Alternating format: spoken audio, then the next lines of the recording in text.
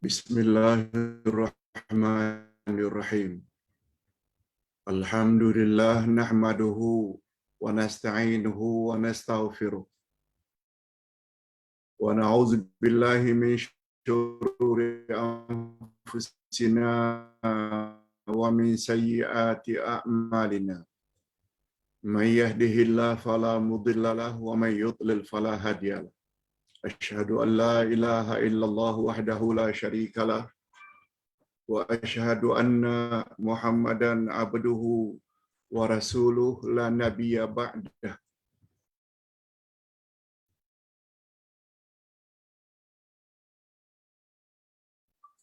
Allahumma salli wa sallim ala nabiyyina Muhammad wa ala alihi wa sahbihi ajma'in, amma ba'd. Hadirin dan hadirat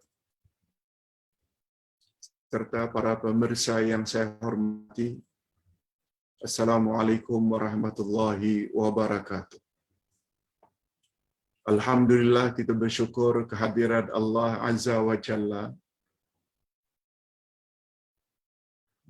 Menjelang Ramadan tinggal hanya lebih kurang 2 minggu lagi. Kita masih sempat untuk menambah ilmu, khasnya tentang puasa Ramadan.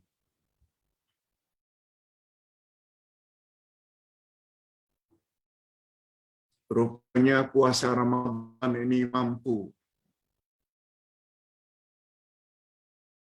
membentuk diri kita menjadi insan yang bertakwa. Ini topik pembahasan kita pada pagi ini. Puasa Ramadan membentuk pribadi takwa. Takwa adalah derajat yang paling tinggi. Hanya orang yang bertakwa layak masuk syurga. Hanya orang yang bertakwa yang akan lulus dan lancar dalam perjalanan meniti siratal mustaqim.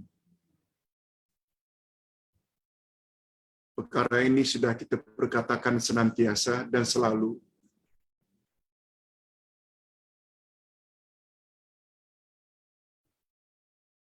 Hanya saja bila ditanya macam mana cara untuk mencapai derajat takwa, satu di antaranya adalah dengan berpuasa. Ini sebagaimana firman Allah yang akan kita bahas pada pagi ini, ayat 183 dari surat Al-Baqarah. A'udzubillahi minasyaitonirrajim. Ya ayyuhalladzina amanu kutiba alaikumus siyamu kama kutiba alal ladzina min qablikum la'allakum tattaqun. Hai orang-orang yang beriman, diwajibkan ke atas kamu berpuasa sebagaimana diwajibkan ke atas umat sebelum kamu. Mudah-mudahan dengan berpuasa kamu akan menjadi manusia yang bertakwa. Kesimpulan yang dapat kita ambil dari ayat ini ada 3. Ini Ustaz tulis dalam buku Ke Arah Memahami Al-Quran dan Al-Hadis jilid 3 muka surat 291. 3 kesimpulan itu dari ayat tadi. Pertama, Allah wajibkan ke atas orang yang beriman agar mereka berpuasa. Itu sebabnya Allah awali dengan panggilan ya ayyuhalladzina amanu. Bukan ya ayyuhal muslimun. Bukan ya ayuhan nas. Allah tidak sebut hai semua manusia. Allah tidak sebut hai orang Islam. Tapi Allah sebut dengan menggunakan Ya ayyuhalladzina amanu, diwajibkan ke atas kamu berpuasa sebab hanya orang yang beriman saja yang mampu berpuasa dengan sempurna.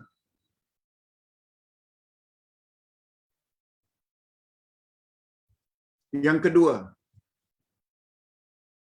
kewajiban berpuasa bukan hanya bermula dari umat Muhammad sallallahu alaihi wasallam, tapi dia satu syariat yang sudah wujud sejak dahulu lagi sebelum Nabi Muhammad diutus.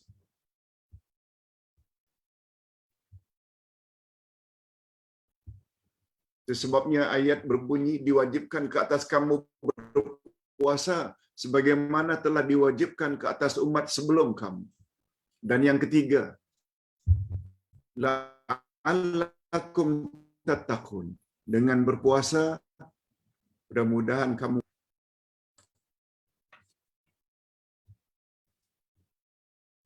Izinkan Ustaz membahas bab ini secara bebas ya.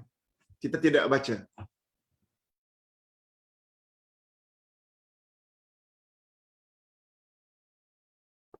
Hadirin dan hadirat serta para pemirsa yang saya hormati, tuan-tuan, puan-puan, bapa-bapa dan ibu-ibu dan para pemirsa mesti baca. Ustaz bukan saja dah baca, Ustaz yang tulis. Masih ingat lagi dengan segar dalam ingatan. Oleh sebab itu, izinkan Ustaz cakap secara bebas, apalagi nanti pada penghujung kuliah ada 5 pertanyaan yang memerlukan penjelasan. Termasuk tentang malam nisfu Sya'ban malam ini. Termasuk pertanyaan tentang zikir nafas dan lain-lain. Oleh sebab itu, izinkan Ustaz, sebelum jam 11 kita sudah dapat menamatkan pembahasan ini. Kalau boleh, jam 10.45 dah tamat. Untuk membolehkan kita menjawab pertanyaan-pertanyaan dari jemaah untuk manfaat semua. Okey. Kalaulah tujuan puasa itu agar jadi insan yang bertakwa,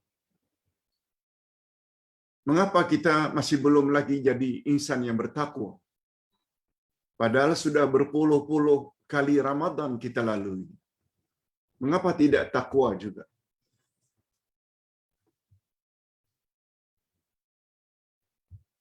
Kalau umur dah 50 tahun,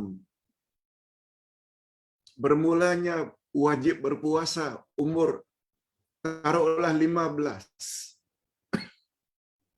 50 kurang 15, 35 Ramadan telah dilalui. 35 Ramadan.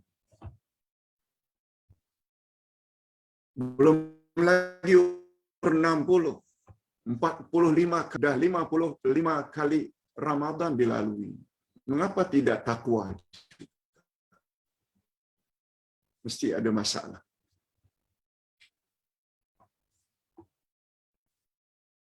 Hadirin dan hadirat, setiap ibadat yang Allah SWT wajibkan,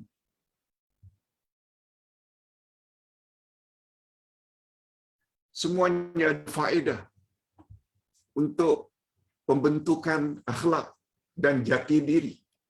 Ustaz buat contoh. Ayat 45 Al-Ankabut. Wa aqimis salah. Inna salata tanha 'anil fahsya'i wal munkar. Dirikanlah salat. Sesungguhnya salat dapat mencegah kamu dari perbuatan keji dan mungkar. Keji, zina, lewat, itu perbuatan keji. Dan perbuatan mungkar, durhaka pada mak bapa, berbohong, menipu, rasuah. Mengapa orang yang tak pernah tinggal salat tapi masih lagi berzina, minum arak, berjudi, ambil rasuah, mesti ada something wrong. Mesti ada yang tak kena.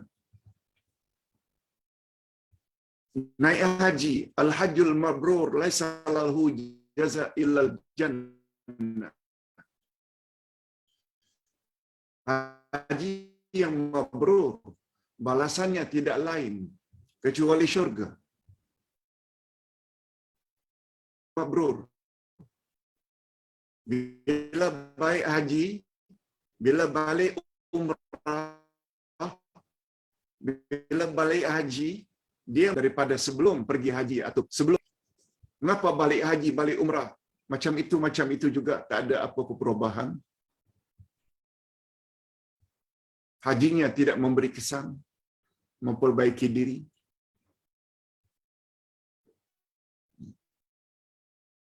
Padahal itu janji Allah. Janji Rasul. Allah tak pernah bohong.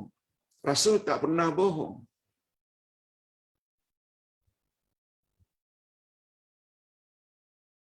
Jadi besar kemungkinan puasanya tidak sempurna. Besar kemungkinan salatnya tidak sempurna. Besar kemungkinan haji umrahnya sempurna. Semua kita tahu, bagi orang Islam, syarat agar amal diterima ada dua. Mesti ikhlas lillahi ta'ala. Yang kedua, mesti masalah ikhlas, barangkali kita ikhlas. Semua orang ikhlas, termasuk puasa. Tapi apakah puasanya sama dengan puasa yang Nabi suruh?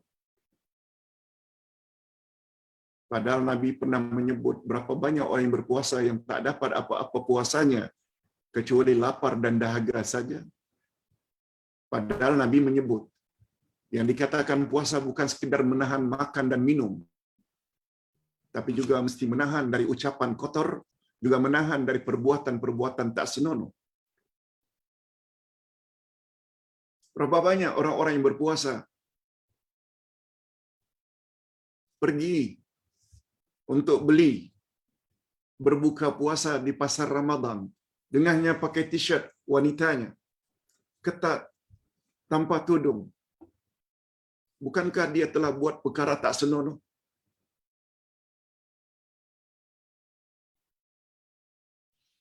Allahu Akbar.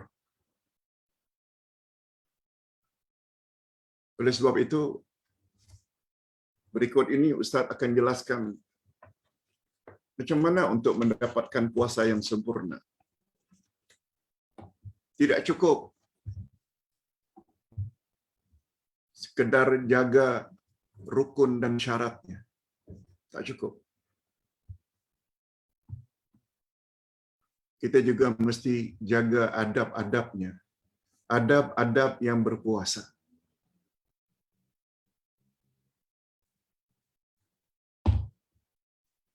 Itu sebabnya kita jadikan buku ini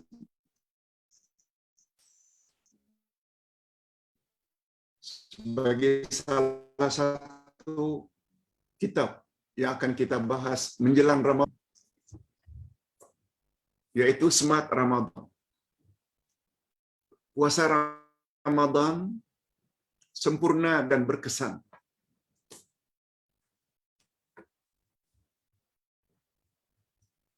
Nah, kalau begitu, apa dia selain daripada rukun, niat malamnya, puasa Ramadan, menahan dari makan dan minum dari terbit fajar hingga terbenam matahari, itu rukun dua, niat dan menahan. Dan ada syarat-syaratnya lagi. Ada adab-adabnya lagi. Cuma di sini kita akan bahas tentang 6 adab-adab puasa Ramadan. Pertama, lambatkan sahur. Sahur adalah pembeza antara puasa umat Muhammad dengan puasa Yahudi. Orang Yahudi puasa juga, tapi mereka tak makan sahur.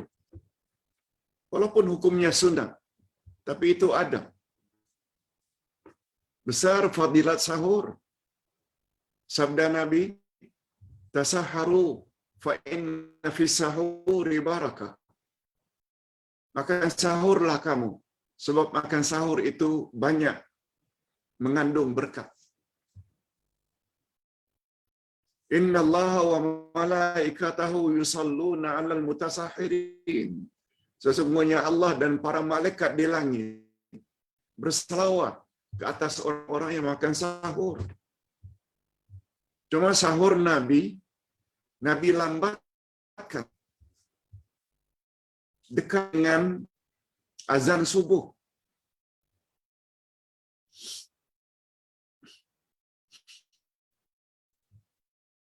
Diriwayatkan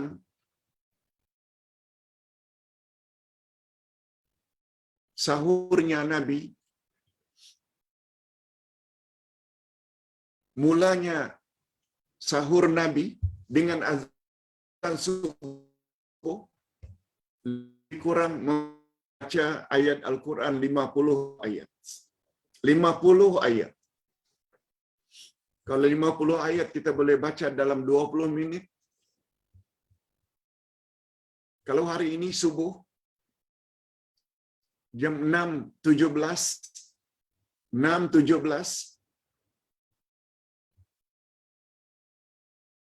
makanlah sahur jam 5.45. Makanlah sahur jam 5.50. Setengah jam sebelum azan subuh. Sahurnya Nabi yang mesti kita jadikan contoh dan teladan. Yang kedua, langsung kita masuk yang kedua. Setelah sahur dan lambatkan sahur. Sebelum Ustaz masuk bab yang kedua atau adab yang kedua, kita perlu faham makna sahur. Dalam bahasa Arab, sahur itu maksudnya sepertiga akhir malam. Bahasa Arab sangat kaya. Untuk siang saja, ada namanya fajar, ada namanya subuh, ada namanya duha, ada namanya zuhur, ada namanya asar. Lihat tu semuanya itu siang. Malam pula dalam bahasa Arab dapat dibagi kepada 3. Sepertiga malam, taruhlah mula masuk maghrib. Kalau di kawasan Khatulistiwa, siang dan malam hampir seimbang, 12 jam. Sepertiganya 4 jam. Jadi kalaulah jam 7 itu, 7 lebih, dah mula masuk malam, tambah 4 jam. Hingga jam 10, 11. Itu namanya masaan. Dalam Englishnya evening. 11 hingga jam 3. Lebih kurang 4 jam yang kedua. Nisful lail, tengah malam, midnight. 11 hingga jam 3. 3 hingga azan subuh, itu namanya sahur. Yang dalam Englishnya, kalau tak salah, DAWN, dawn. Kalau tak salah.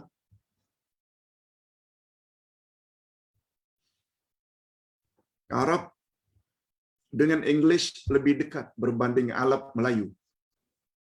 Istilah-istilah. Ada evening, ada midnight, ada dawn, ada masaan, ada nisful lail, dan ada sahur. Oleh sebab itu bukan sahur namanya kalau makan jam 12 malam. Bukan sahur namanya kalau makan jam 1, jam 2.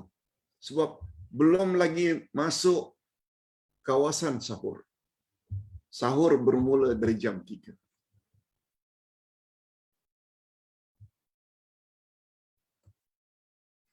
Makin dilambatkan makin bagus. Itu amalan Nabi. Yang kedua, percepatkan buka. Maknanya begitu saja azan maghrib, langsung buka. Jangan dilambat-lambatkan. Malah kata Nabi, apabila makanan sudah terhidang, dahulukan makan, buka dulu. Itu sebabnya kata Nabi, idza qumta idza quddimal asya'u fabda'u qabla salatil maghrib wa la ta'jalu an asya'ikum. Apabila makan malam telah dihidangkan. Jadi kalau untuk yang berpuasa ini maknanya berbuka, termasuk makan malam. Asya maknanya dinner. Kalau isya itu salat isya.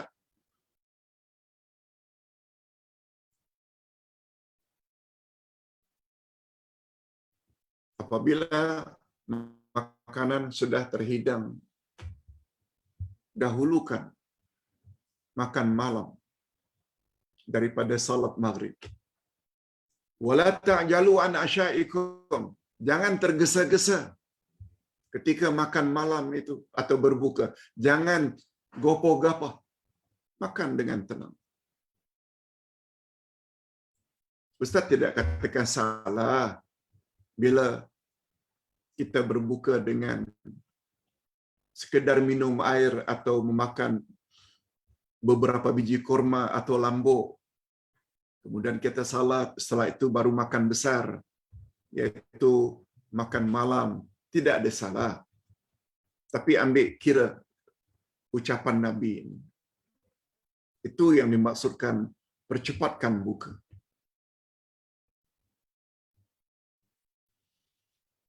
Itu sebabnya hadis Nabi,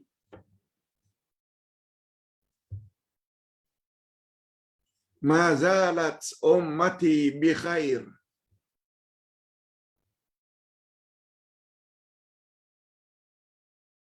Umatku senantiasa dalam kondisi yang sehat ketika berpuasa. Ustaz ulang. Umatku senantiasa dalam kondisi sehat ketika berpuasa selagi dia mengamalkan 2 amalan. Lambatkan sahur dan cepatkan berbuka.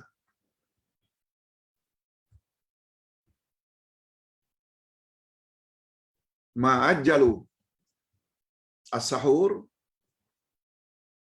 selama dia cepatkan buka,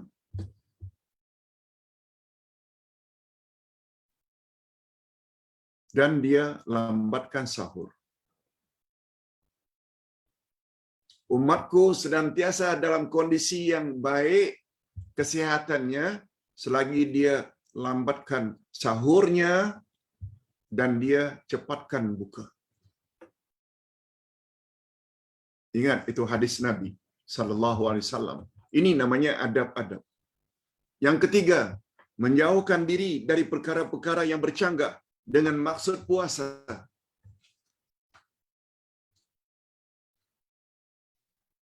Hadirin dan hadirat, puasa bukan sekedar menahan dari perkara yang membatalkan puasa, tapi juga mesti jauhi perkara-perkara yang boleh menghabiskan pahala puasa. Hadirin dan hadirat, bila perkara yang membatalkan puasa kita langgar, puasa itu perlu diqada. Kalau perlu dibayar kafarat. Makan dengan sengaja, minum dengan sengaja, merokok dengan sengaja, batal puasanya dan wajib qada. Begitu juga apabila jima di siang Ramadan, bukan saja batal, maka dia mesti bayar kafarat. Puasa 2 bulan berturut-turut. Itu perkara yang membatalkan puasa. Untuk mendapat kesempurnaan puasa, dia juga mesti meninggalkan perkara yang boleh menghabiskan pahala puasa. Apa dia, Pak Ustaz? Dalam puasa, keluar rumah dedahkan aurat. Memang puasanya tak payah dikaba, dah sah. Tapi pahalanya zero. Berpuasa, puasa juga. Tapi suka mengumpat, menggunjing, memfitnah orang lain. Puasa-puasa juga. Masih lagi meninggi suara terhadap mak bapa. Puasa-puasa juga tapi tidak salat. Lagilah.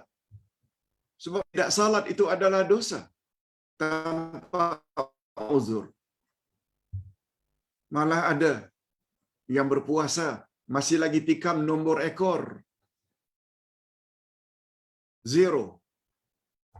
Walaupun berpuasa, tapi tidak ada nilai di sisi Allah puasanya. Itu maksudnya. Meninggalkan dalam puasa kita mesti tinggal perkara-perkara yang bercanggah dengan makna puasa. Sabda Nabi, puasa bukan sekedar menahan makan dan minum, tapi juga menahan dari perkataan-perkataan yang boleh menimbulkan birahi dan kata-kata lucah. Sebabnya kata Nabi, apabila ada orang yang mengajak kamu bertengkar, sedangkan kamu berpuasa, katakan saja, ana saim. Ana saim. Katakan kali-kali aku berpuasa. Aku berpuasa. Dan tinggalkan. Jangan dilayan.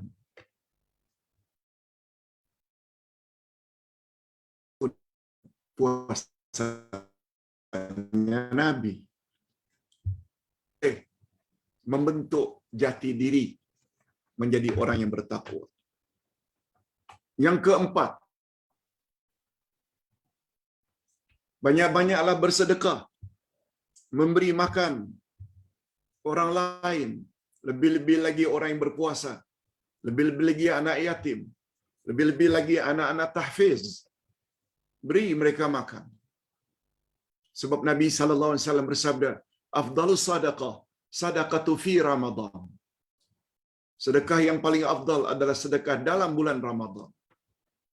Tak kira dalam bentuk uang ke,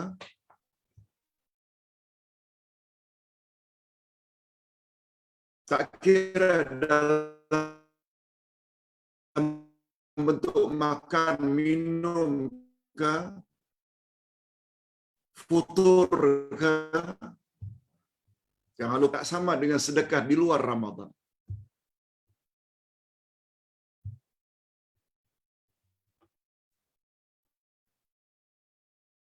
Itu sebabnya jamaah apabila ingin membantu pembangunan yang kita sedang buat hari ini untuk Mafazah, Masjid Tahfiz Al-Quran. Kalau disedekahkan pada bulan Ramadan, lipat gandanya menjadi berganda-ganda, melebihi daripada sedekah bulan-bulan biasa. Yang kelima, tadarus, yaitu membaca Al-Quran. Hadirin dan hadirat, bulan Ramadan dinamakan juga dengan bulan Al-Quran. Karena Quran mula-mula diturunkan adalah dalam bulan Ramadan. Malah dalam hadis sahih disebut, semua kitab langit diturunkan dalam bulan Ramadan. Taurat, Injil, semuanya diturunkan dalam bulan Ramadan, termasuk Al-Quran. Sebagaimana firman Allah ayat 185 Al-Baqarah. Syahrul Ramadan allazi unzila fihi al-Qur'an. Pada bulan Ramadan diturunkan mula-mula Al-Quran. Inna anzalnahu fi lailatul qadr. Sesungguhnya kami turunkan Quran di malam Lailatul Qadar. Dan semua kita tahu Lailatul Qadar itu terdapat dalam bulan Ramadan. Ini baru namanya dalil. Clear. Allah yang sebut. Dalam surat At-Taghabun pula ayat 3 Allah sebut, Inna anzalnahu fi lailatin mubarakah. Sesungguhnya kami turunkan Al-Quran di malam yang penuh berkat. Dia merujuk kepada Lailatul Qadar. Semuanya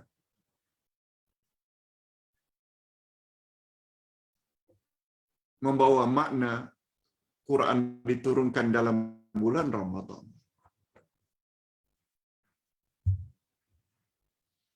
Tadarus apakah dengan membaca sendiri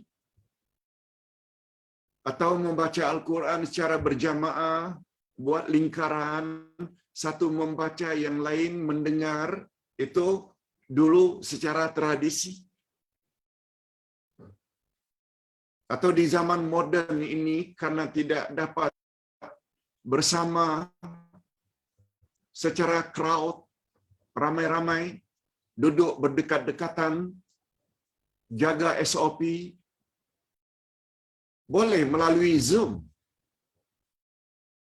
Tapi caranya, satu membaca, yang lain puluhan orang itu dengar.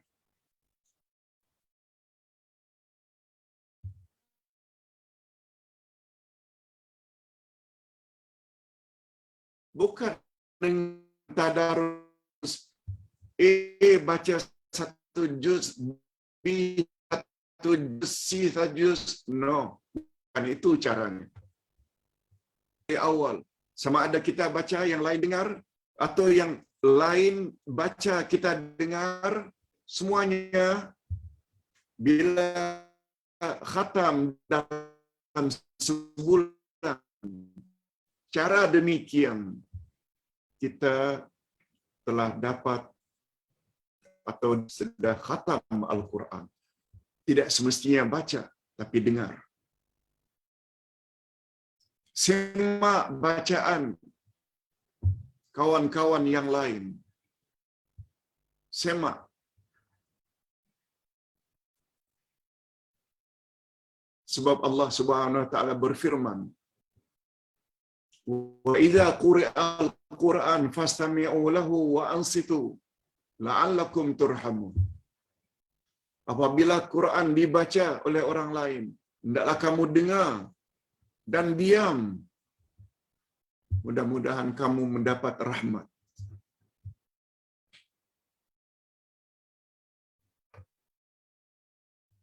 Mudah-mudahan kamu mendapat rahmat. Tak cukup baca Quran dalam hati saja, tak cukup. Mesti diucap, walaupun perlahan. Itu namanya qiraah. Apalagi dalam hadis sahih disebut bahwa Quran nanti di akhirat diberi Allah izin untuk memberi syafaat orang yang membaca. Sabda Nabi, puasa syafaat kepada orang yang berpuasa dan orang yang membaca Al-Quran. Membaca Quran di sini maksudnya tadarus. Allahu Akbar. Kita berdoa pada Allah, mudah-mudahan Allah panjangkan usia kita sehingga menemui bulan berkat bulan Ramadan yang tak lama lagi. Allahumma ballighna Ramadan.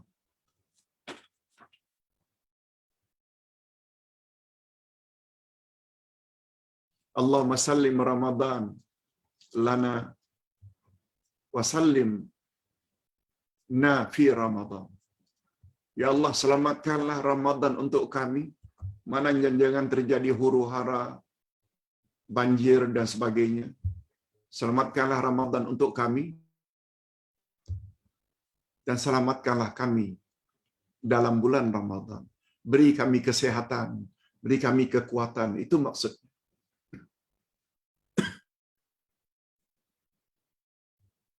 Yang keenam, yang terakhir,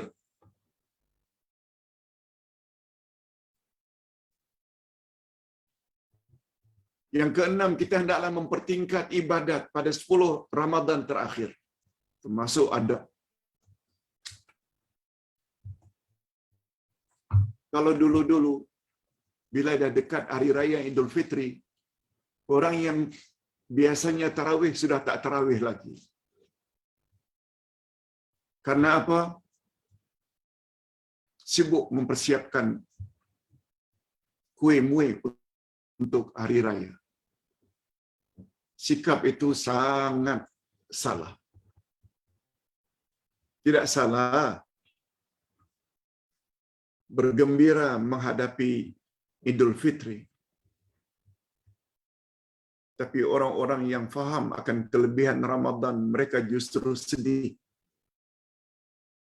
Sedih karena akan berpisah dengan Ramadan. Semakin dekat Hari Raya, semakin dekat mereka akan berpisah dengan Ramadan. Dan belum tentu akan jumpa lagi Ramadan akan datang. Itu orang yang faham.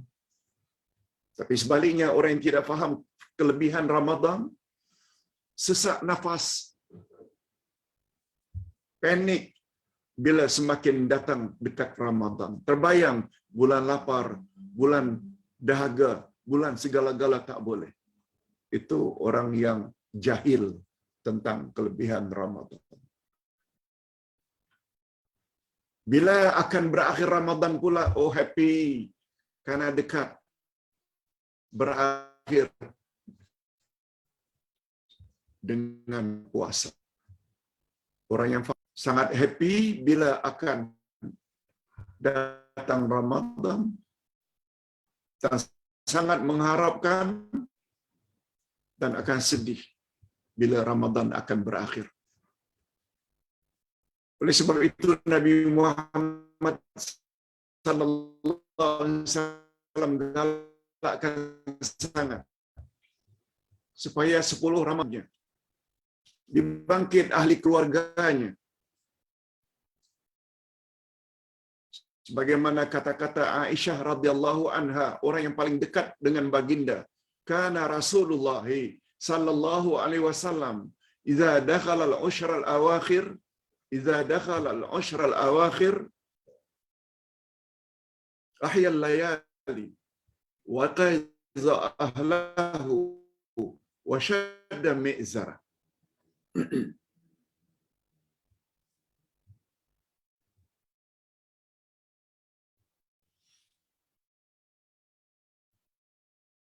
Apa kata Aisyah? Adalah Rasulullah sallallahu alaihi wasallam apabila sudah masuk saja 10 Ramadan terakhir, beliau akan hidup malam-malamnya dengan ibadah. Beliau akan bangkit ahli keluarganya. Wasyadda mi'zarah, dan beliau akan ikat kuat-kuat. Allah, baginda akan cerut kuat-kuat kainnya. Bahagian akhir ini membawa makna kiasan. Beliau sudah tidak lagi menggauli isteri karena fokus kepada mendekatkan diri kepada Allah. Hadis sahih. Oleh sebab itu hadirin dan hadirat, pembahasan tentang iktikaf 10 Ramadan terakhir ini akan kita bahas nanti insya-Allah secara lebih terperinci. Itu akan jadi bahan pembahasan kita next week. Iktikaf pada 10 Ramadan terakhir. Hari Khamis yang akan datang itu pembahasan kita. Hadirin dan hadirat, demikianlah 6 perkara yang disebut sebagai adab-adab yang kita perlu jaga dalam bulan Ramadan.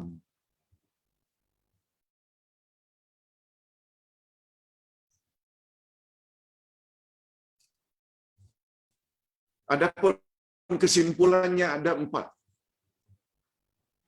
Kita baca dulu kesimpulannya sebelum kita jawab soalan-soalan yang ditanya oleh jemaah. Pertama, tujuan ibadat puasa. Tujuan ibadat puasa disyariatkan ialah untuk mendidik kita agar menjadi manusia yang bertakwa kepada Allah. Itu dia. Sesuai dengan firman Allah, la'allakum tattaqun, agar kamu menjadi orang yang bertakwa. Macam mana untuk mendapat hasil tersebut? Ikuti cara puasanya Imamul Muttaqin, pemimpin semua orang-orang yang bertakwa. Itu adalah salah satu istilah atau gelaran untuk Nabi Muhammad sallallahu alaihi wasallam. Beliau adalah Imamul Muttaqin, leader bagi orang-orang yang bertakwa. Ikut tunjuk ajar baginda kalau ingin mendapat puasa yang sempurna dan berkesan. Yang kedua, syarat suatu ibadat diterima oleh Allah bagi orang Islam ada 2. Pertama, ikhlas lillahi ta'ala.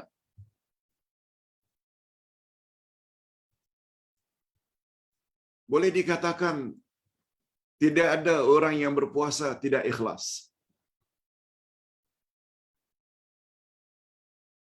Tapi keikhlasan itu boleh jadi rosak bila bukan karena Allah. Oh, saya tidak puasa karena saya tidak selimkan badan menjelang hari raya supaya lebih cantik.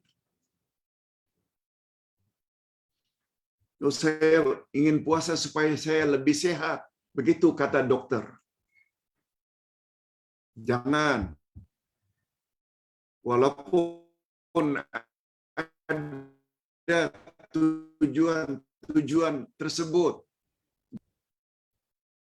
Tapi nomor 1 dan nomor 2, karena iman kita kepada Allah, yaitu Allah yang suruh agar kita berpuasa. Yang kedua, karena kita ingin mendapat ganjaran di akhirat nanti berlipat ganda.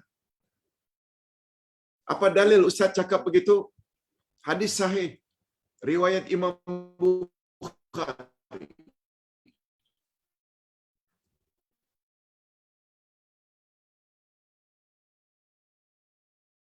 Apakah Ramadhan imanan wa ihtisaban ghufira lahu ma taqaddama min dhanbi. Siapa yang berpuasa didorong oleh imannya karena Allah yang suruh agar berpuasa. Yang kedua, ihtisaban, mengharap saya Allah ampun segala dosa-dosanya yang telah lalu.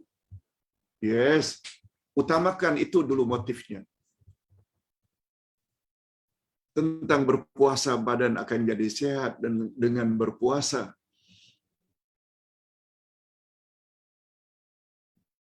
badan kita jadi cantik dan slim. Itu jadikan yang kemudian. Akan rosak makna ikhlas. Namun apapun, masih tidak cukup untuk melayakkan puasa kita diterima oleh Allah. Dia ada syarat yang kedua, ittiba', ikut cara Rasul. Sebagaimana yang kita telah sebutkan tadi. Yang ketiga, agar ganjaran puasa tidak rosak, maka digalakkan agar kita menyempurnakan adab-adabnya sebagaimana yang telah disebutkan di atas. Lambatkan sahur, cepatkan buka, banyak tadarus,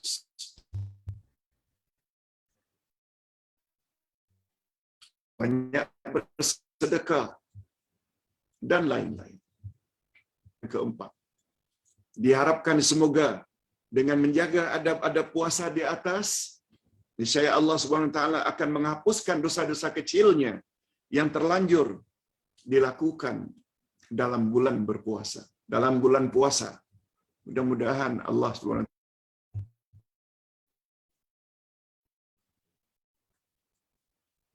ampunkan dosa-dosa kecil yang dia lakukan sehingga puasanya tetap diterima oleh Allah Azza wa Jalla. Hadirin dan hadirat rahimakumullah. Berikut Ustaz akan coba jawab semampu yang boleh. Alhamdulillah, topik pembahasan kita puasa Ramadan mampu membentuk pribadi takwa tepat sebagaimana yang dirancang, sekitar 45 minit, dan baki waktu mungkin 15 minit, 20 minit kita isi dengan menjawab pertanyaan berikut.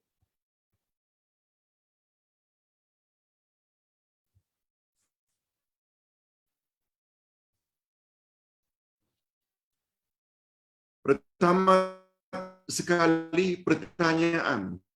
Sungguh banyak datang pertanyaan tentang amalan-amalan pada malam Mi'raj, malam Jumaat. Malam ini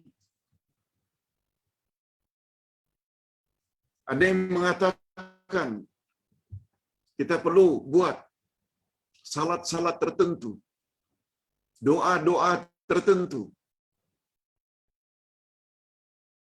zikir-zikir tertentu, dengan bilangan tertentu.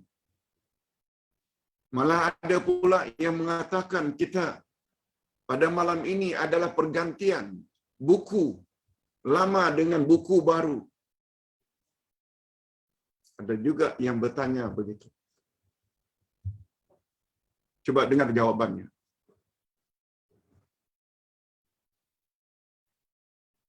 Kata Syekh Atiyah,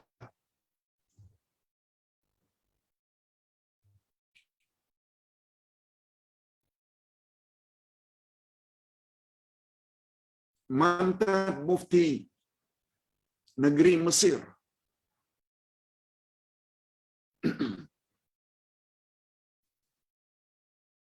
Syekh Atiyah,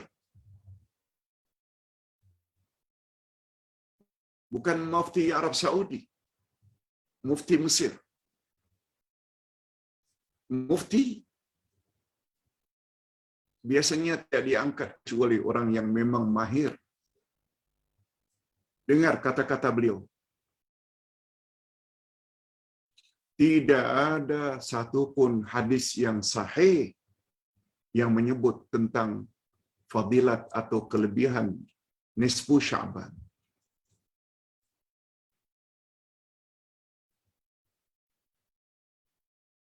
Bila sampai nisfu Sya'ban, iaitu pertengahan Sya'ban, hendaklah kamu berpuasa siangnya, qiyamul lail malamnya.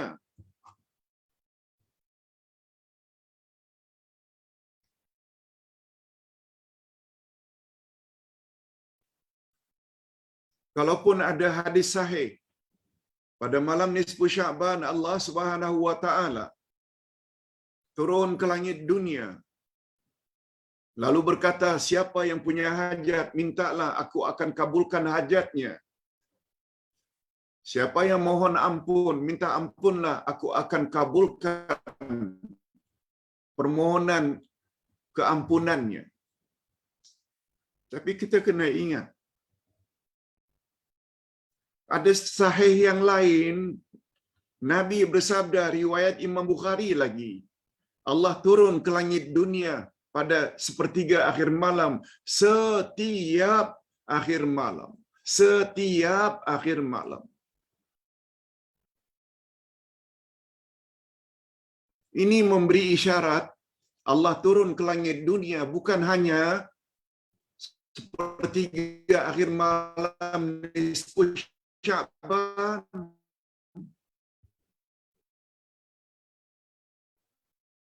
Hadis sahih riwayat Imam Bukhari, sepertiga akhir malam setiap hari, setiap malam, sambil berkata, siapa yang punya hajat, mohonlah kepadaku, niscaya aku kabulkan hajatnya. Siapa yang ingin memohonlah kepadaku, niscaya aku ampunkan. Dan itu berlaku setiap malam.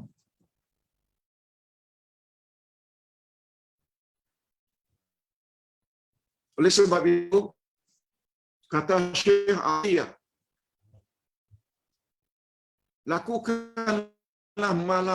lakukanlah amal ibadat sebagaimana yang awak biasa lakukan setiap malam.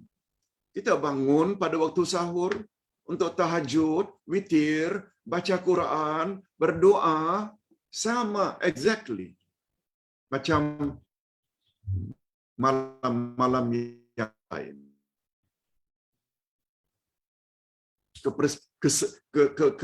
Keistimewaan atau fadilat nisfu Sya'ban secara special tak ada. Tidak ada hadis yang sah. Yang cakap ini bukan sembarang mufti Mesir, Syekh Atiyah.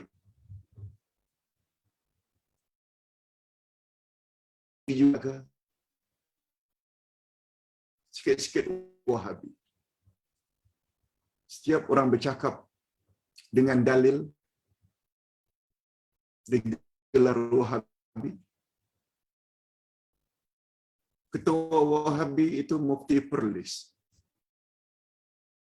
Padahal beliau bukan lulusan Arab Saudi, dari Jordan. Yang kedua Dr. Rozaini Ramli. Beliau juga dari Jordan. Ini Mufti Mesir. Yang berada di Mesir.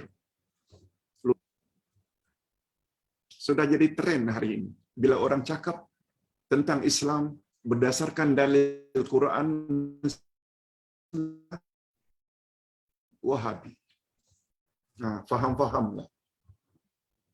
Semua dakwaan itu tidak berasas sama sekali. Ini lebih-lebih lagi bila bercakap di malam itulah pergantian buku kita dengan buku baru. Sebenarnya hadirin dan hadirat tidak ada dalil tentang itu. Tidak ada. Nah, kalau ada pun, coba dengar penjelasan ini. A'udzubillahi minasyaitonirrajim. Tanazzalul malaikatu warruhu fiha bi'izni rabbihim min kulli amr. Surat Al-Qadar. Pada malam Lailatul Qadar turunlah malaikat-malaikat dan Jibril untuk mengatur segala urusan manusia hingga terbit fajar.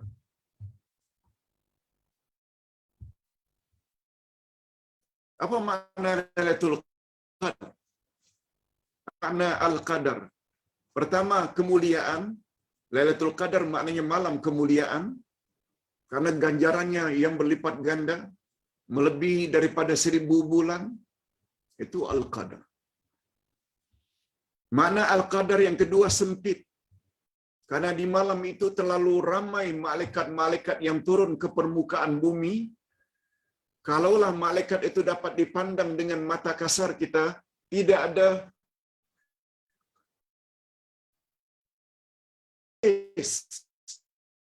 ruang yang kosong di atas muka bumi, semuanya menggambarkan betapa berkatnya malam itu. Yang ketiga, Al-Qadar dengan makna takdir, yaitu Allah Subhanahu wa taala menetapkan takdir manusia setahun akan datang di malam itu sesuai dengan makna Lailatul Tanazzalul malaikatu warruhu fiha bi'izni rabbihim min kulli amr. Turunlah di malam itu malaikat-malaikat dan malaikat Jibril untuk mengatur segala urusan manusia min kulli amr. Dalam tafsirnya yang betul, kulli amr,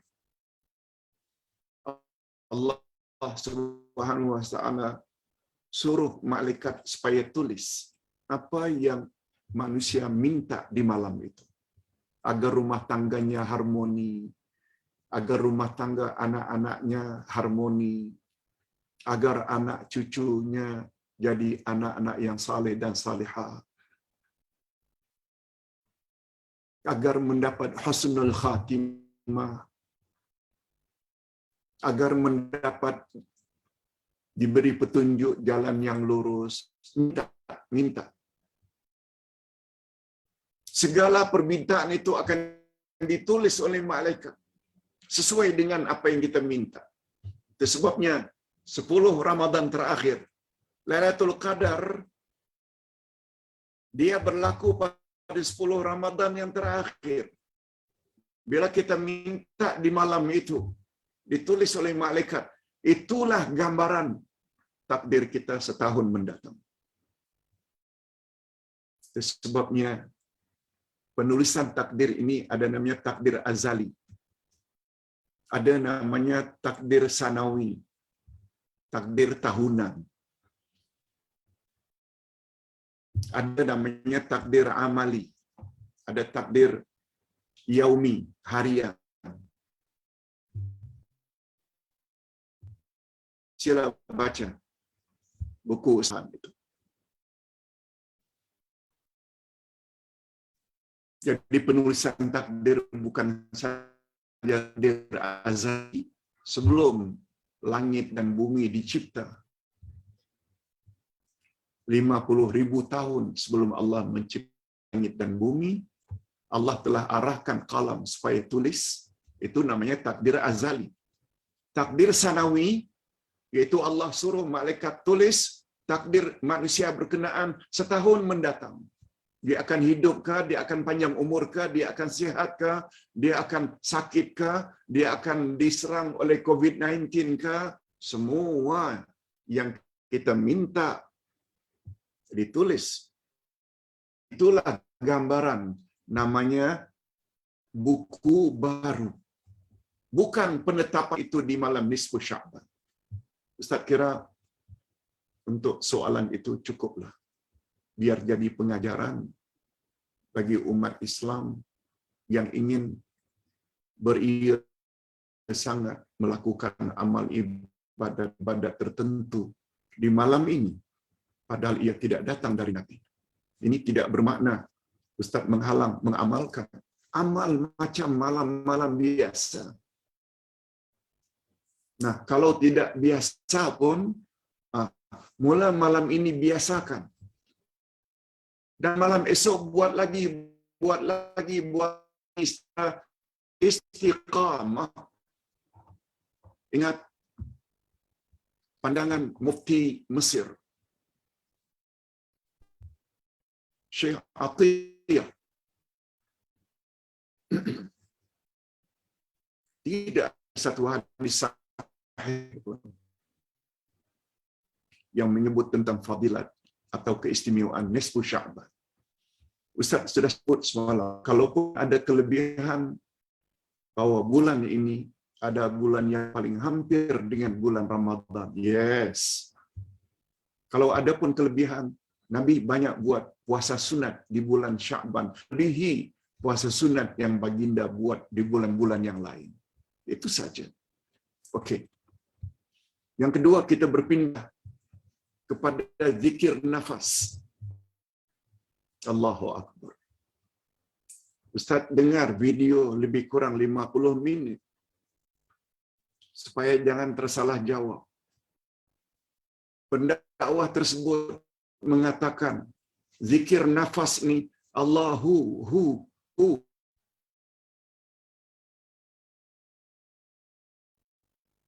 Ada hujahnya, dalilnya dari Quran. Ada hujahnya dari hadis Nabi yang sahih, malah hadis qudsi. Jawabannya, memang betul. Ada dalilnya dari Quran dan ada dalilnya dari hadis. Tapi cara memahami tafsiran ayat Quran itu beza dengan tafsir yang beliau bawa. Itu tafsir orang tarikat. Hadis Nabi, syarahannya juga syarahan orang tarikat Sufi. Ustaz pernah sebut ayat atau hadis Nabi, terjemahannya ada dua. Terjemah harfiah, yang kedua terjemah maknawiyah. Untuk Quran namanya tafsir, untuk hadis namanya syarah. Untuk mengambil kesimpulan hukum untuk diamalkan, tak boleh berdasarkan literal translation. Terjemah harfiah tak boleh. Tapi mesti melalui terjemah maknawiyah. Nah, terjemah maknawiyah pula ada dia punya ranking kekuatan tafsir. Pertama sekali bila ayat Quran ditafsirkan oleh ayat Quran yang lain. Contoh tentang Siratal Mustaqim. Yang kedua, kualiti tertinggi tafsir Quran bila ayat Quran ditafsirkan oleh Nabi Muhammad sallallahu alaihi wasallam. Seperti tafsir Al-Maghdubi alaihim waladdallin. Ghairil maghdubi alaihim waladdallin. Nabi tafsirkan dengan Yahudi dan Nasrani. Nah, yang ketiga, ranking tertinggi tafsir Quran bila Al-Quran ditafsirkan oleh aqwalus sahabat, pendapat-pendapat sahabat Nabi. Sahabat Nabi yang paling utama, yang garanti masuk syurga, yang disuruh oleh Nabi ikut jejak langkah mereka, Khulafaur Rasyidin, Abu Bakar, Umar, Ali. Baru tafsir yang di bawah. Tafsir ahli tarikat tidak ikut urutan ini. Tafsir suka-suka hati. Dikatakan adanya zikir nafas ini berdasarkan ayat 9 di surat As-Sajdah.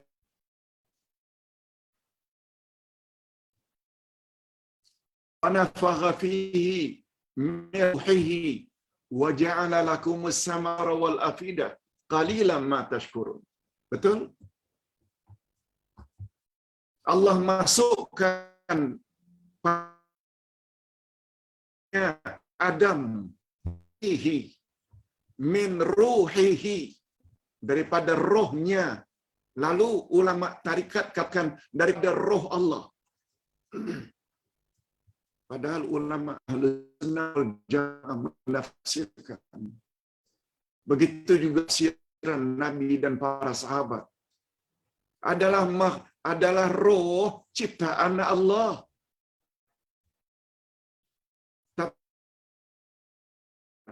Tafsir At-Tabari, tafsir Al-Qurtubi, tafsir Al-Baghawi yang Ustaz sempat baca tadi pagi, mengartikan ayat itu setelah Adam dicipta oleh Allah daripada tanah,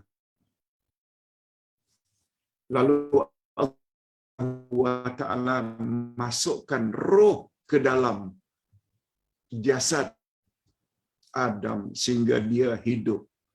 Dan kemasukan roh itu adalah dengan menyuruh malaikat memasukkan roh sebagaimana Allah, supaya malaikat memasukkan roh kepada setiap janin apabila telah ber4 bulan. Itu dia tafsir yang betul. Bukan roh Allah yang dimasukkan, sehingga akhirnya dapat kesimpulan zikir nafs, yaitu Allah, Allahu, Allahu, hu. Tak pernah datang dari Nabi, tak pernah datang dari Abu Bakar, Umar, Utsman, Ali. Malah yang datang dari Nabi kita telah sebut dengan panjang lebar semalam. Afdalul zikri la ilaha illallah. Bukan Allahu, Allahu, Allahu. No. Laqinu mautakum la ilaha illallah. Ajar orang yang akan mati la ilaha illallah. Kamu baru dikatakan muslim bila kamu sebut lengkap asyhadu alla ilaha illallah. Kita tak sebut asyhadu Allahu Allahu. No.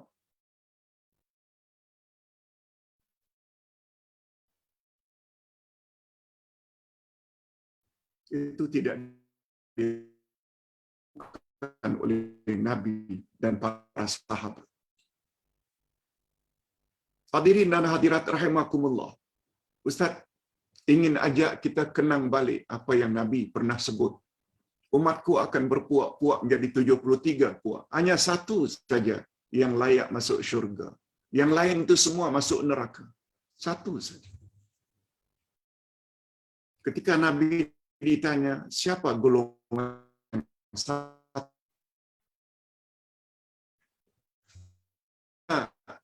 Alaihi wa ashabi. Mereka yang ikut aku dan ikut sahabat-sahabat tidak sebut waliku, ikut orang sufi, ikut orang-orang tarik, Nabi tak sebut. Ikut aku, Nabi Muhammad, wa ashabi, sahabat-sahabatku. Semua kita tahu, Abu Bakar, Umar, Utsman, Ali. Apalagi mereka 4 orang teratas dari 10 yang garanti masuk syurga.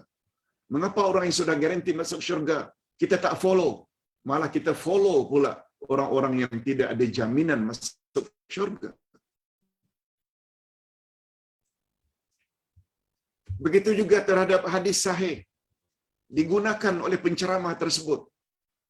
Betul hadis sahih, tapi dalam memahaminya awak salah. Itu memahami cara tarikat dan sufi. Ulama ahli sunnah wal jamaah yang sebenar, coba dengar pula apa kata mantan mufti Arab Saudi, Syekh Abdul Aziz bin Baz. A'udzu billahi as-sami'il alim minasyaitonir rajim min hamzi wa nafthihi wa nafsi. Aku berlindung kepada Allah yang maha mendengar lagi maha mengetahui. Minasyaitonir rajim, dari syaitan yang direjam, daripada hembusannya, daripada godaannya, dan daripada hasutannya. Ketika menafsirkan atau mensyarahkan min nafkhihi,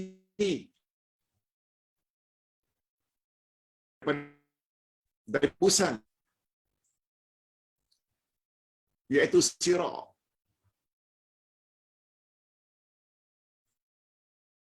wa nafkhihi wa nafsihi, daripada hembusannya. Hembusan di sana tafsirannya al-kibr, sifat takabur. Bukan hembusan begitu, bukan.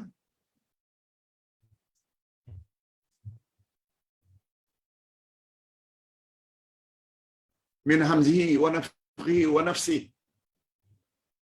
Jadi hembusan itu dengan takabur, nafkhihi wa nafsihi, yaitu al-maqasid al-madmumah, yaitu tujuan-tujuan yang tercela. Riya, sombong, takabur, itu semuanya tujuan-tujuan yang boleh menjejaskan amal kita. Itu namanya syarah, betul. Bukan secara literal.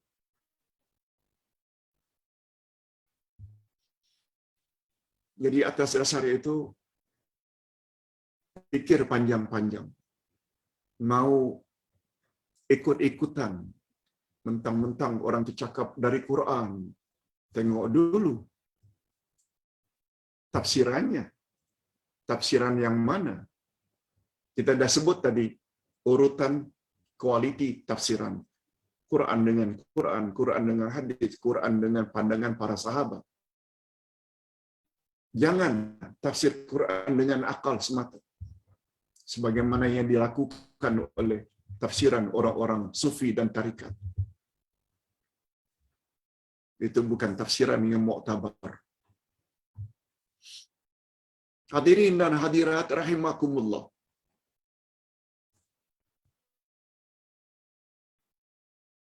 Jadi kesimpulannya bagi Ustaz, tidak ada yang namanya zikir nafas atau zikrul anfus.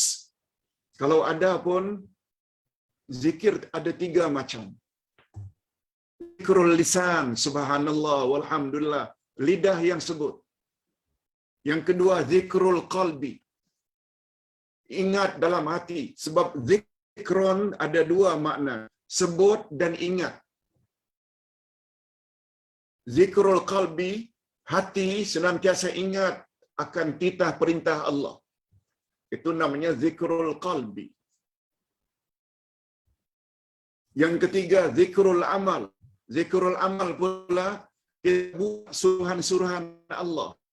Salat, puasa, tutup aurat, haji, umrah, zakat, infak, ihsan pada mak bapak, jauhi zina, minum arak, berjudi, rashwah, durhaka pada mak bapak.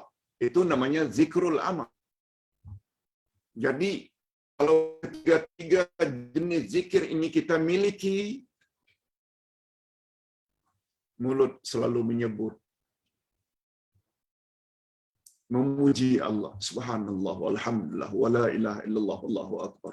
Hati senantiasa ingat akan hukum hakam Allah, tak kira di mana kita sedang berada. Dan anggota pula melaksanakan yang Allah jauh apa yang Allah larang. Ini yang disepakati oleh ulama Ahlus Sunnah wal Jamaah yang dipanggil dengan zikir, bukan zikir nafas. Pak Ustaz, bagaimana sikap kita bila kita mendengar ceramah, sedangkan kita pula tidak mampu untuk membezakan ceramah tersebut benar atau salah? Ustaz baca pertanyaannya yang lengkap. Assalamualaikum Uday. Mungkin Uday dapat memberi bimbingan tentang hal ini. Ini perkara. Jangan lihat kepada siapa yang memberi nasihat. Jadi lihat siapa yang memberi nasihat. Siapa yang memberi ceramah, siapa yang memberi bimbingan. Tapi dengarlah apa yang dibahas dan apa yang dicakapkan. Okey, faham? Bagi kami yang kurang berpengetahuan, agak sukar kami dengar, mengikuti nasihat bimbingan dari mereka yang ada track record yang kurang menyenangkan. Seperti menyebarkan hadis palsu. Kami tak dapat bezakan, Ustaz. Bagaimana kami ini dapat berpemikiran terbuka, menyuci jiwa yang penuh sanksi terhadap kumpulan ini? Okey, faham. Hadirin dan hadirat, ingat selalu, khasnya yang bertanya, ayat 17-18 dari surat Az-Zumar. Apa kata Nabi? Apa yang Allah suruh Nabi katakan? Yes, itu lebih tepat. Fabashir ibadiyalladzina yastami'una al-qaul fayattabi'una ahsana. Ulaika alladzina hadahumullah wa ulaika hum ulul albab. Sampaikan hai Muhammad berita gembira. Fabashir ibad, itu penghujung ayat 17 surat Az-Zumar. Allah suruh Nabi Muhammad beri berita gembira kepada hamba-hambanya. Hamba-hamba yang macam mana layak mendapat berita gembira? Alladzina yastami'una al-qaul, yang suka mendengar perkataan. Sama ada ceramah, nasihat, tazkirah, dengar. Itu syaratnya, banyak mendengar. Syarat kedua, fayattabi'una ahsana. Lalu mereka ikut mana yang lebih baik dari apa yang mereka dengar. Maknanya, bukan semua yang kita dengar kita boleh ikut. Tapi pastikan syarat kedua, ikut mana yang terbaik. Dan sepakat ulama tafsir menyebut, ikut mana yang terbaik adalah ikut mana yang paling kuat dalilnya, hujahnya, buktinya. Bukti dalam hal ini tentu saja ayat Quran dan hadis Nabi. Bila dua syarat itu ada pada seseorang, ulaikal ladzina hadahumullah. Orang itulah yang mendapat hidayah Allah, wa ulaika hum ulul albab. Itulah orang yang punya fikiran yang waras. Oleh sebab itu, kalau kita ingin mendapat hidayah Allah, ingin dikategori sebagai orang yang berfikiran waras, berfikiran betul, pertama, hendaklah suka mendengar. Dari apa yang kita dengar, kita seleksi lagi mana yang paling kuat dalilnya untuk kita ikut. Bukan semua yang kita dengar kita ikut. Okey. Sebagaimana yang ditanya oleh penanya, mungkin orang awam agak sedikit sulitan untuk mencari mana pandangan yang lebih kuat dalilnya. Jawaban Ustaz, tak ada masalah. Andai kita tidak dapat cari sendiri dalam kitab-kitab mana pandangan yang lebih kuat, kita kan banyak guru-guru sunnah. Doktor ini, doktor ini, doktor ini. Ada mufti ini, mufti itu. Kita ada ustaz ini, ustaz itu, ustaz ini, ustaz itu. Tidak semua ustaz yang melarang ditanya. Pak Ustaz, saya dengar Ustaz A tanpa menyebut nama Ustaz tersebut, itu lebih baik supaya tidak. Ustaz A cakap begini dalam perkara yang sama, Ustaz B pula jawab lain, Ustaz C jawab lain. Pak Ustaz yang lebih kuat dalilnya, nah Ustaz akan jawab. Itu sebabnya memahami akan hakikat inilah orang yang namanya Abdullah Yasin selalu mengalu-alukan pertanyaan. Dan Ustaz akan jawab semampu yang boleh. Kalau Ustaz tidak dapat jawab, Ustaz akan minta tangguh sampai Ustaz dapat jawab. Bagi Ustaz itu cara yang profesional, sistematik. Jangan dengan menolak, apalagi sampai memarahi orang yang bertanya. Sekali lagi, andai kata Anda sendiri tidak mampu, tanya Ustaz ini, oh, ingin mendapat kepastian, tanya lagi Ustaz lain. Apakah sama atau tidak? Pokoknya kita kena ikut mana yang terbaik. Yes. Itu jawab Ustaz. Saat kita memperlekeh orang-orang tertentu, tak perlu. Yang penting kita dedahkan mana yang terbaik. Sebagaimana firman Allah kepada Nabi Muhammad sallallahu alaihi wasallam, wa qulil haqqu mir rabbikum wa qulil haqqu mir rabbikum faman syaa'a falyu'min wa qulil haqqu mir rabbik. Katakan hai Muhammad, kebenaran yang aku bawa itu datangnya dari Tuhan. Siapa yang ingin beriman, siapa yang mau percaya, silakan percaya. Siapa yang ingin kafir, menolak, silakan menolak. Itu bukan urusan orang yang menyampaikan itu. Itu urusan dia dengan Allah.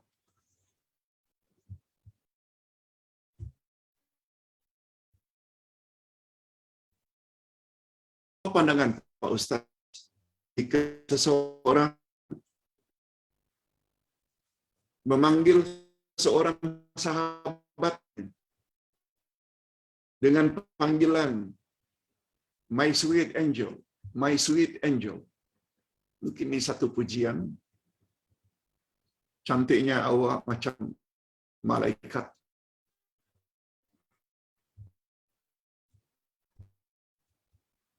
Hadirin dan hadirat,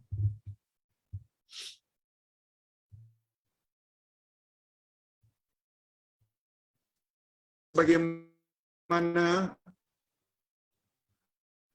isteri-isteri para menteri diundang oleh Zulaikha ketika mereka menuduh Zulaikha telah berzina dengan Yusuf. Isteri-isteri menteri itu dipanggil, diajak makan.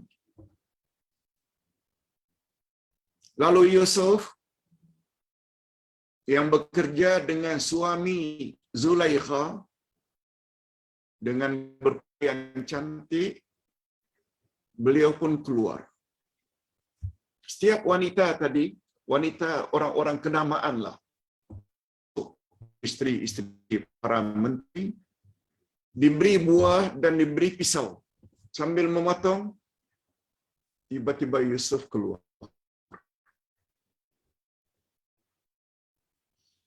Mereka sampai terpotong mereka punya tangan dengan pisau karena terpesona.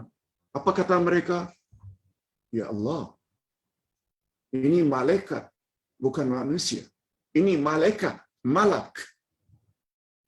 Malak itu pula ya. Malaikah itu adalah plural, jamak. Ini malak. Ini malaikat. Coba lihat. Kata ulama tafsir, penggunaan ini sesungguhnya ini adalah malak, tidak menunjukkan betapa cantiknya, handsome-nya, sempurnanya. Bukan maksud dia mengatakan itu malaikat betul, bukan.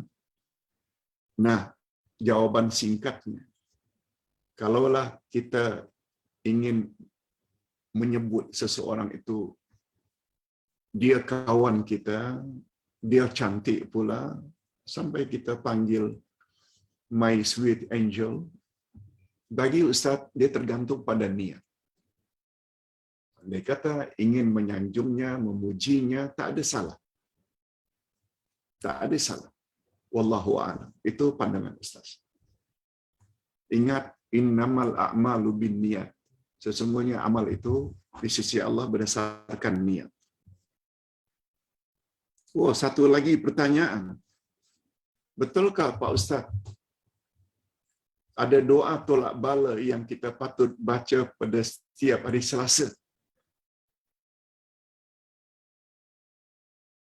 Bacaannya, Allahumma ya kafiyal bala, ikfinal bala qabla nuzulihi minas sama. Ya Allah.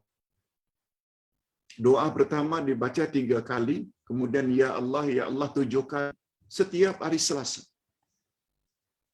Dikatakan bahawa doa ini diajar oleh seorang tuan syekh. Dipetik dari kitab Tazkiyatul Mustafa karangan Habib Abu Bakar Al-Attas bin Abdullah bin Alwi bin Zain Al-Habsyi. Hadirin dan hadirat, Nabi Muhammad sallallahu alaihi wasallam tak pernah menetapkan zikir-zikir dan doa-doa tertentu pada hari-hari tertentu. Ada riwayat yang mengatakan ini kononnya pada hari Selasa lah hari yang paling banyak turun bala. Orang kena penyakit, orang kena ini pokoknya bala pada hari Selasa. Bukan dari Nabi. Hari Rabu yang menahsin, hari Rabu adalah hari nahas. Ulama hadis dikatakan itu hadis palsu. Ini termasuk ini. Hari Selasa, hendaklah mohon dijauhkan dari bala. Niscaya kita akan selamat hingga Selasa yang akan datang. Selasa akan datang, baca lagi. Semuanya ini tidak ada dalil dari Nabi sallallahu alaihi wasallam. minta dilindungi dari bala, hendaklah dibaca setiap saat. Lebih-lebih lagi pada sepertiga akhir malam, doa akan dikabulkan oleh Allah. Dalam sujud, sebelum salam, setelah tahiyat akhir.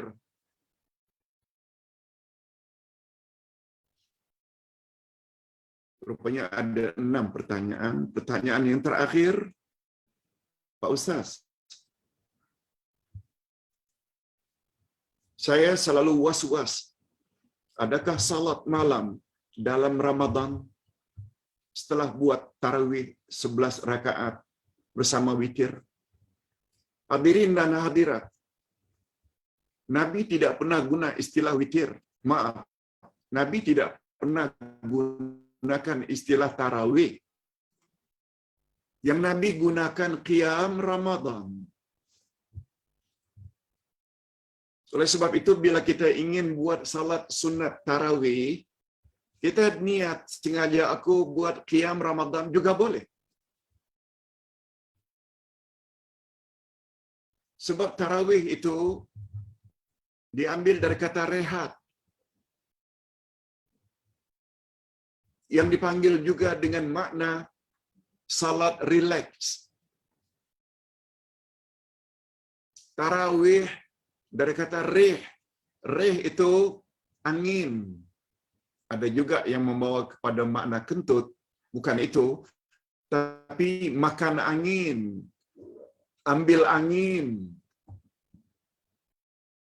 Dari perkata rih itulah muncul akhirnya rehat, istirahat. Oleh sebab itu salat tarawih diartikan dengan salat relax. Bukan gopoh-gapoh.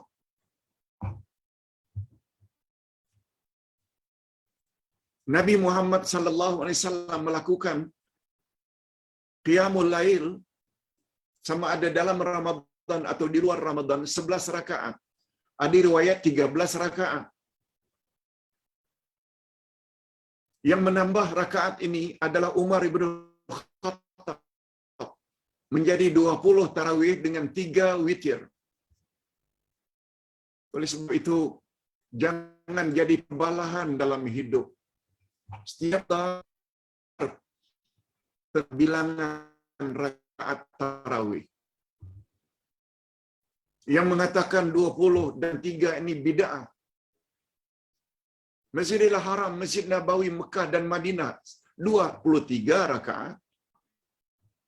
Mereka paling anti dengan bid'ah. Karena mereka faham. Kepahaman macam mana Pak Ustaz? Bukankah Nabi ketika akan meninggal dunia berwasiat? Bila kamu punya umur panjang, akan lihat banyak terjadi perbalahan pada akhir zaman. Kalau ingin selamat, ikut sunnahku. Dan sunnah khulafa'ur rasyidin sesudahku. Bukankah Umar itu khulafa'ur rasyidin? Bermakna beliau termasuk orang yang boleh kita ikuti. Malah jangan 23. Kita buat tarawih witir 39 pun boleh.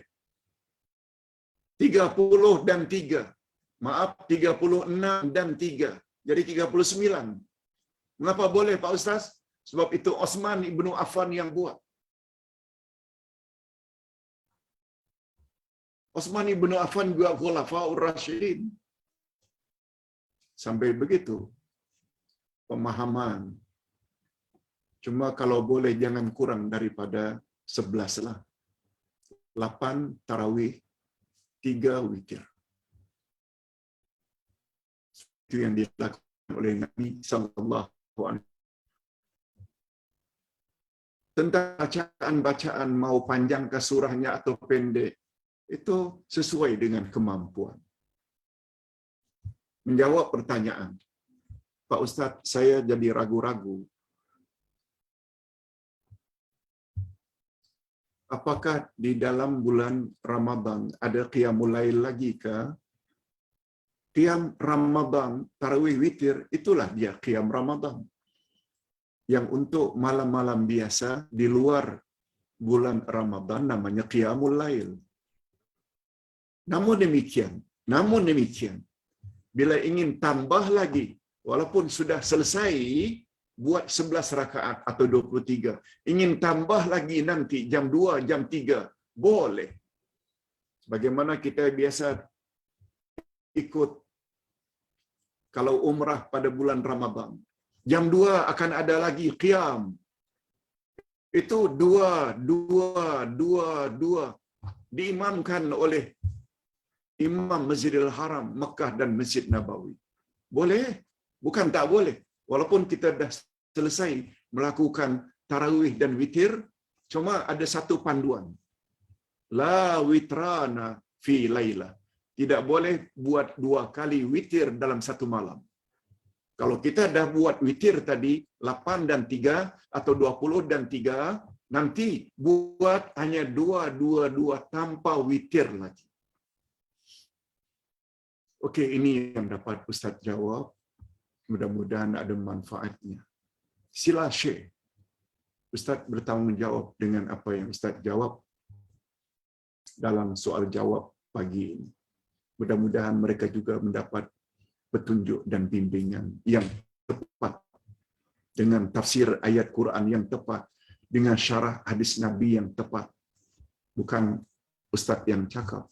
Semuanya yang cakap itu Mufti Mesir, Syekh Atiyah, Mufti Arab Saudi, Syekh Abdullah bin Abdul Aziz bin Baz, Abdullah Yasin menyampaikan saja. Alhamdulillahirabbil alamin. Wassalatu wassalamu ala asyrafil anbiya'i wal mursalin wa ala alihi wa sahbihi ajma'in. Rabbana ighfir lana dzunubana wa liwalidina warhamhum kama rabbawna shighara. Rabbana hab lana min azwajina wa dzurriyyatina qurrata a'yun waj'alna lil muttaqina imama. Ya Allah, ampunkanlah dosa kami dan dosa kedua ibu bapa kami, dan cucurilah mereka rahmat-Mu ya Allah, sebagaimana mereka telah didik kami sejak dari kecil. Ya Allah, berilah kami pasangan hidup dan zuriat keturunan yang menyedapkan pandangan mata dan hati kami, dan jadikanlah kami pemimpin bagi orang-orang yang bertakwa. Ya Allah, ya Tuhan kami, pada pagi ini kami telah mempelajari satu ayat, yaitu ayat 183 Al-Baqarah, menyuruh agar kami orang yang beriman agar berpuasa pada bulan Ramadan.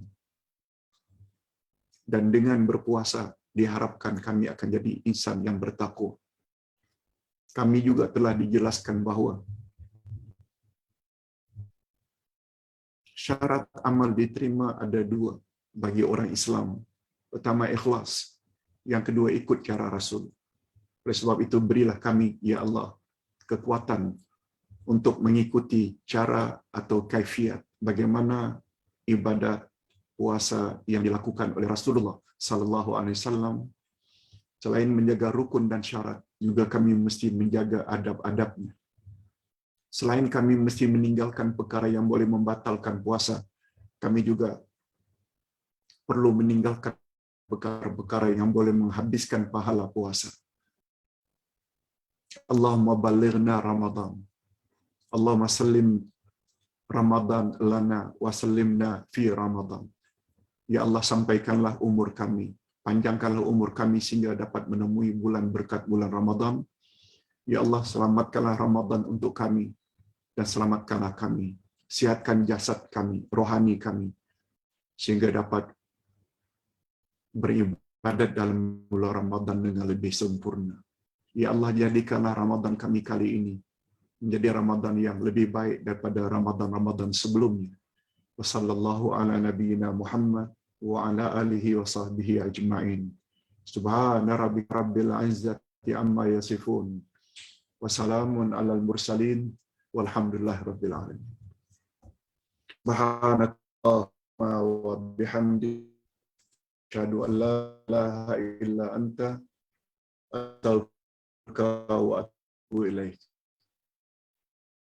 Assalamualaikum warahmatullahi wabarakatuh.